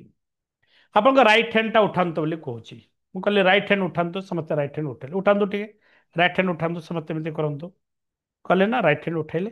ଏ ରାଇଟ୍ ହ୍ୟାଣ୍ଡ ଯୋଉ ଉଠାନ୍ତୁ ବୋଲି କହିଲେ, ମୁଁ କଣ, ମୋ ଶବ୍ଦ ଆପଣ ଶୁଣିଲା ପରେ ଆପଣ ଆପଣଙ୍କର ମାଇଣ୍ଡକୁ, ମାଇଣ୍ଡରେ ପ୍ରୋଗ୍ରାମିଂ କଲେ ରାଇଟ୍ ସିଟ୍ ଉଠେଇବା ପାଇଁ। ମାଇଣ୍ଡ କଣ କଲା? ମାଇଣ୍ଡ ଇଣ୍ଡିକେଟ୍ କଲା, ଇନଷ୍ଟ୍ରିକ୍ଟ କଲା କି ରାଇଟ୍ ହ୍ୟାଣ୍ଡ ଉଠାଅ।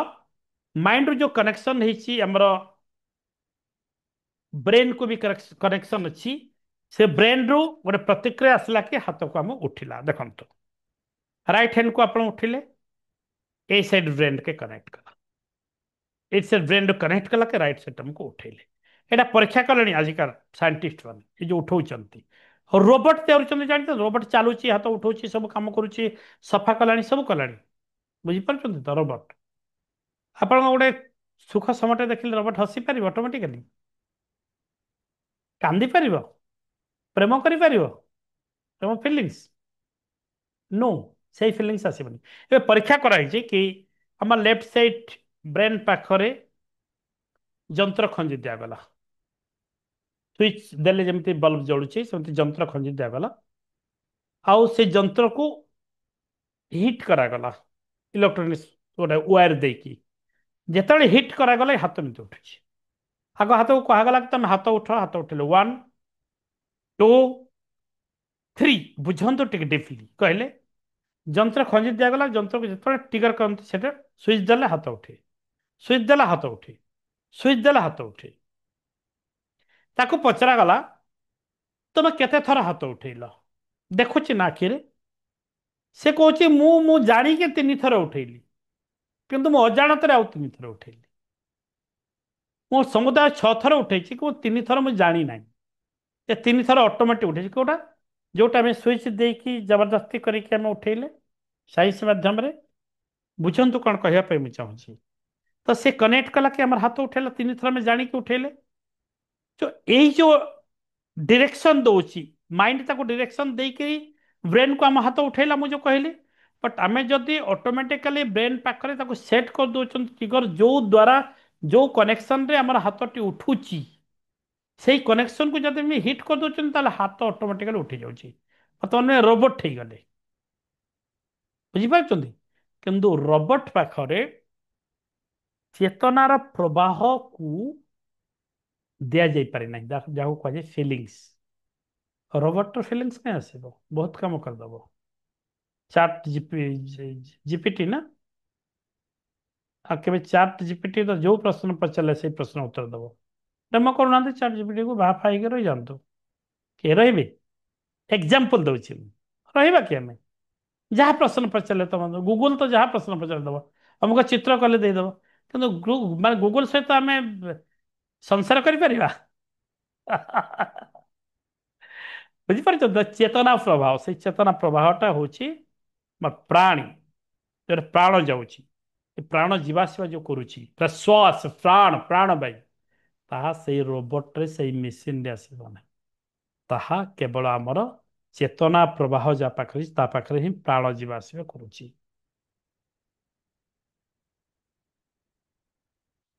ସୁଖ ଦୁଃଖ ଭିତରେ ଫିଲିଙ୍ଗସରେ ରୁହେ କିଏ? ମନ। ମାତ୍ର ଆତ୍ମା ସୁଖ ଦୁଃଖର ଫିଲିଙ୍ଗସରେ ରୁହେ ନାହିଁ।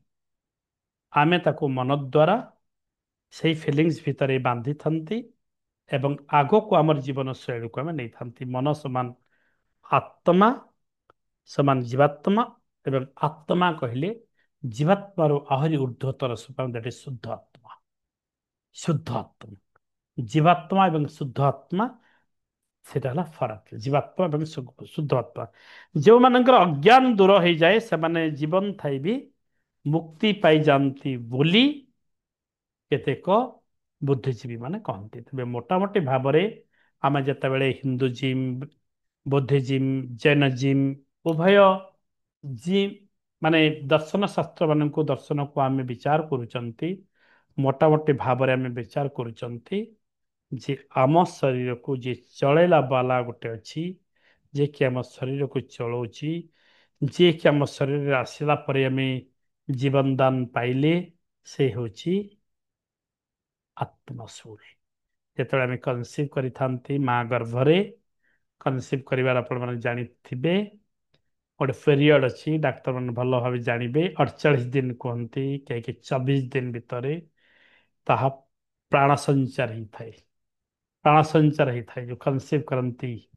ଆମର ଜୀବଜଗତ ଯେତେବେଳେ ସୃଷ୍ଟି ହୋଇଛନ୍ତି ମାତୃଗର୍ଭ ଭିତରେ, ପୁନରପି ଜନନମ୍ ପୁନରପି ମରଣମ୍ ପୁନରପି ଜଠରେ ପୁନରପି ଜନନୀ ଜଠରେ ଶୟନମ୍ କହିଛନ୍ତି ଶଙ୍କରାଚାର୍ଯ୍ୟ ମଧ୍ୟ। ପୁନର୍ବା ଆମେ ଜନ୍ମ ନେବା, ପୁଣି ଜନ୍ମ ନେଉଥିବା, ପୁଣି ମରୁଥିବା। ତେବେ ମୋଟାମୋଟି ଭାବରେ ଆତ୍ମା ଯଦି ଆମେ କହିବା, କେମିତି ବୁଝେଇବି ଆଉ? ଏମିତି ହିଁ ଆପଣମାନେ ବୁଝନ୍ତୁ କି ଆମର ଆତ୍ମା ହେଉଛି ଅଜର, ଅମର, ପବିତ୍ର, ଏବଂ ଆମର ଆତ୍ମା ସେତେବେଳେ ପର୍ଯ୍ୟନ୍ତ ଆମ ପାଖରେ ରହିଛି ଯେତେବେଳେ ପର୍ଯ୍ୟନ୍ତ ଆମେ ଆମର ଜୀବନର ସଞ୍ଚିତ କର୍ମ, ପ୍ରାରବ୍ଧ କର୍ମ ଏବଂ କ୍ରିୟାମାନ କର୍ମକୁ ସମାପ୍ତ ନ କରିଛି। ଯେବେ ଆମେ ଆମର କର୍ମକୁ ଶୁଦ୍ଧ ପୂତ ପବିତ୍ର ଭାବରେ ଯୋଉଥିପାଇଁ, ଯୋଉ ଉଦ୍ଦେଶ୍ୟରେ ଆମର ଜନ୍ମ, ତାକୁ ସାଧନ କରିଦେଇଛନ୍ତି, ସମାପ୍ତ କରିଦେଇଛନ୍ତି, ପରିପୂର୍ଣ୍ଣ କରିଦେଇଛନ୍ତି, ସେତେବେଳେ ଆମେ ଆଉ ଜନ୍ମ ନେବା ନାହିଁ। ଆମେ ବୈକୁଣ୍ଠରେ ରହିବା, ଯେ ଯୋଉ ଧାମ ଚିନ୍ତା କରନ୍ତୁ ସେଇ ଧାମରେ ଆମେ ଭଗବାନଙ୍କ ସହିତ ରହିବା, ଭଗବାନଙ୍କ ସେବାରେ ରହିବା, ତାହାକୁ ହିଁ କୁହାଯାଉଛି ଆତ୍ମା। ତେବେ ଇଏ ଏକ ବହୁତ ଲମ୍ବା ଚାପ୍ଟର, ଏହାକୁ ଆଲୋଚନା କଲେ କେତେବେଳେ ସରିବ ନାହିଁ। ଏବଂ ଏଇ ଆତ୍ମା ସବଜେକ୍ଟକୁ ଆପଣ ନିର୍ଦ୍ଦିଷ୍ଟ ଭାବରେ ଆତ୍ମାର ଅର୍ଥ ଏଇଆ ବୋଲିକି ନିର୍ଦ୍ଦିଷ୍ଟ ଭାବରେ କୁହାଯାଇ ପାରିବ ନାହିଁ। ତେବେ ଏହା ହେଉଛି ଏକ ଅନୁଭବର ବିଷୟ। ତେଣୁ ହେ ବୁଦ୍ଧିଜୀବୀ ଗଣ, ଆପଣମାନେ ଅନୁଭବ କରନ୍ତୁ, ଏଇ ରାୟ ଆପଣଙ୍କ ଉପରେ। ଆତ୍ମା ଅନୁଭବର ଏକ ପବିତ୍ର ବିଷୟ ଅଟେ। ଆମେ ଯେମିତି ଅନୁଭବ କରୁଛନ୍ତି, ଆମେ ଆତ୍ମାକୁ ସେହି ସ୍ତରରେ ଆମେ ବୁଝିପାରିବା, ବିଚାର କରିପାରିବା। ତେବେ ମୋଟାମୋଟି ଭାବରେ ଆତ୍ମାର ଯାତ୍ରା ଉଦ୍ଦେଶ୍ୟରେ ଆମେ ଶରୀରକୁ, ମନକୁ ସଠିକ ମାର୍ଗରେ ଯଦି ଆଗକୁ ନବା, ତାହେଲେ ଆମର ଶୁଦ୍ଧ ଆତ୍ମାକୁ ତାର ଡେଷ୍ଟିନେସନ ପାଖରେ ଆମେ ପହଞ୍ଚେଇ ଦେଇପାରିବା। ସମସ୍ତଙ୍କୁ ନମସ୍କାର, ଧନ୍ୟବାଦ। ଏଇ ଜାଗାରେ ଦିବ୍ୟ ସଂଯୋଗ ଶ୍ରେଣୀକୁ ମୁଁ ସମାପ୍ତ କରୁଛି ଏବଂ ଆଶା କରୁଛି କି ଏହି ଦିବ୍ୟ ସଂଯୋଗ ଶ୍ରେଣୀରେ ଆମେ ଆମର ପବିତ୍ର ଆତ୍ମା ସହିତ ଆମ ଶରୀରକୁ, ଆମ ମନର ଯୋଉ ସମ୍ପର୍କ, ତାକୁ ଆମେ ଶୁଦ୍ଧ ପୂତ ପବିତ୍ର କରିକି ଜୀବନକୁ ସୁନ୍ଦର ଭାବରେ ସମସ୍ତେ ଆଗକୁ ନେବା। ଧନ୍ୟବାଦ, ନମସ୍କାର।